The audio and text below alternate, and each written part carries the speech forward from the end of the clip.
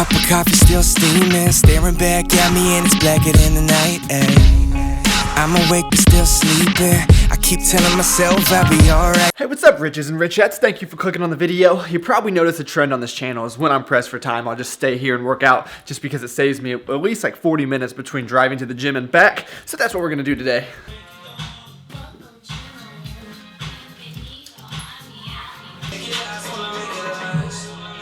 So I'm sure most of you have heard the saying, if you're early, you're on time, if you're on time, you're late, and if you're late, you're left behind. Well, along those same lines, I feel like if I'm not ahead of my work, then I'm behind. Just meeting deadlines or just doing the things that need done that day drive me crazy. So when I was in college, you know how teachers would give you an assignment or a project and it'd be like, okay, this is due in 3 weeks. Well, I was that kid that felt like I had to have it done that night. I don't know what the word is, but I'm like the opposite of a procrastinator.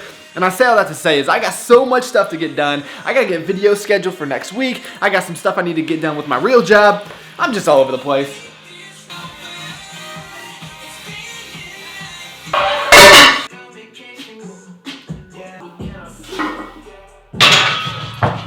Get out of my face! So I would say two of my biggest passions are lifting and music. And sometimes I wonder, how much more do I like lifting just because I get an hour or an hour and a half to listen to music that I love?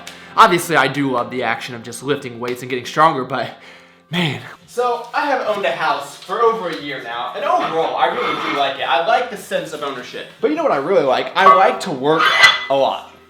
And what I get frustrated with is all these housing projects takes away from time where I could be getting what I consider real stuff done. And it doesn't help that I just suck at stuff around the house. But sometimes you gotta do stuff you don't want to do. First world problems.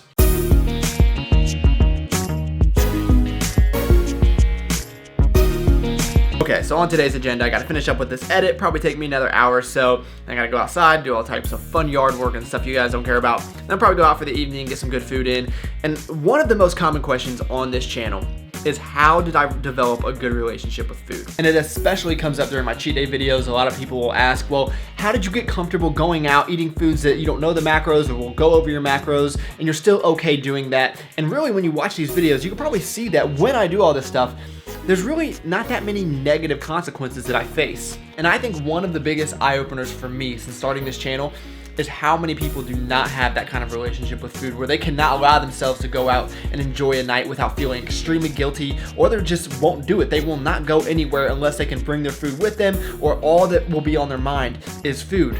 And to me, that's just not worth it at all. But I realize that some people just, they struggle with it. And if you do, then you are absolutely not alone. I have gotten hundreds and hundreds of messages about this. And one of the things I'm most proud of since starting this YouTube channel is when I get these messages and people are telling me that my videos have helped them get past this.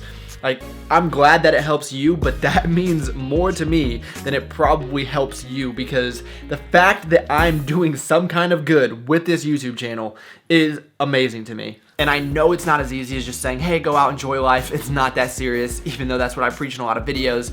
I do understand that it goes far beyond that for a lot of different people, and there's a lot of psychological things going on that I honestly don't relate to. I mean, I sympathize with, but I've never actually been through it per se. So what I try to do is just explain my thought process behind it. So first and foremost, it's just food. And then, like I said, I know that's easy to say, but that is literally how I look at it. It's just food. It's just a substance that I put in my body. And this whole thing originated from when I've known people in my life. I've had people in my life before that would view me differently because of the food I was eating. And I was like, how does that make sense? It bothered them that I would track macros. And I'm like, you're looking at me differently because of the way that I eat? To me, that's crazy. Food is just here to keep us alive. Yeah, I love food, right? A lot of us do.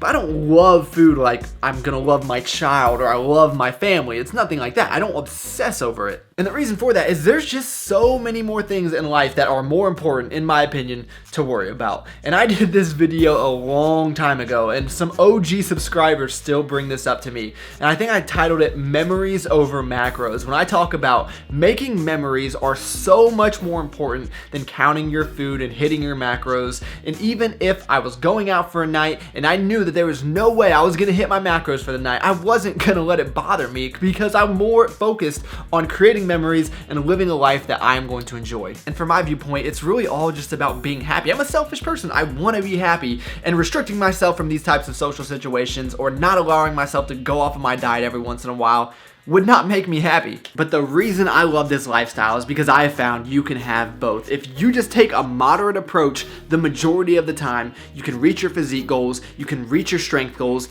and you can go out and enjoy yourself. So I hope this helps some of you. Now, I'm no professional by any means, so if you feel like you need to talk to someone at a professional level, then I probably will not be able to help you much. But if you have any concerns or questions, you know, my email is always down below. You can leave a comment on this video. I'd like to help you guys out as much as I can. But just in summary, remember, if you get off your diet a little bit, it's not that serious. Memories are more important than macros, and just have fun and enjoy your life.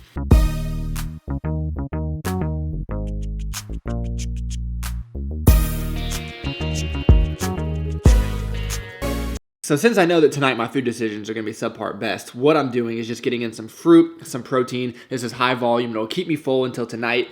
And what you really don't want to do is get in a bunch of fat at the beginning of the day, because a lot of times when you go out, one meal will have a day's worth of fat, you know? So like I said, just take a moderate approach.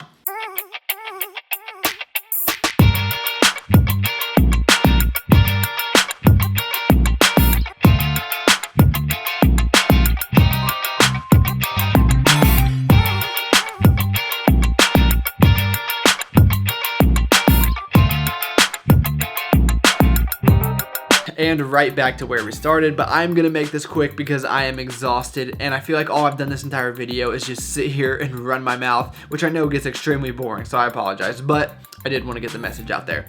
But anyway, another thing came up tonight which I thought would be relevant to this video, and that's what if plans changes? Like me, last minute we decided that, oh, let's just all eat here because obviously, I mean, Master Chef here, just kidding, but that's what happened anyway. And you know, really what happened in my situation is irrelevant.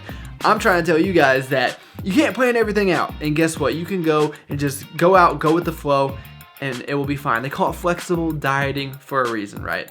So before I get on my high horse, I'll just leave it at that. Hopefully this video helped you guys out. Actually, I'll take you downstairs real quick. This guy right here has been without a doubt my favorite way to finish off my macros. And I know I've shown you guys this before, but the sad truth is not everyone watches all of my videos. What the heck? You know, you'd be more likely to watch them though if you got in the notification crew. I'm just saying. But really, all this is 100 grams of oats, and then we got 1 scoop of peanut butter cup select protein and 1 box of sugar-free, fat-free pudding mix, and then you just mix it all up, and you cook it in the microwave like normal, but then you put it in the refrigerator for like a half hour to an hour so it thickens up. This stuff is so dense. Look at this.